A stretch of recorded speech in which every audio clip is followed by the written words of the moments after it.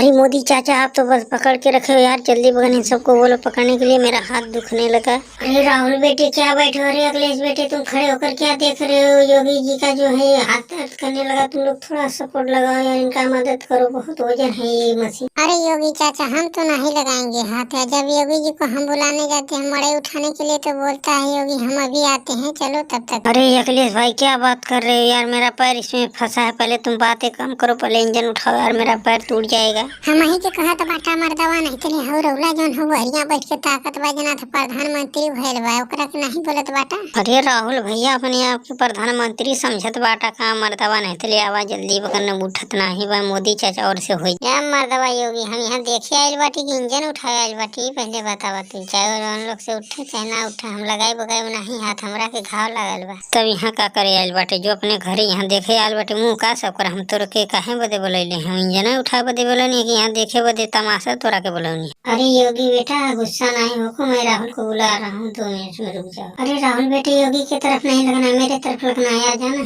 ठीक बा चाचा, तू कहत बाटा तात बाटी नहीं आवती होती नहीं।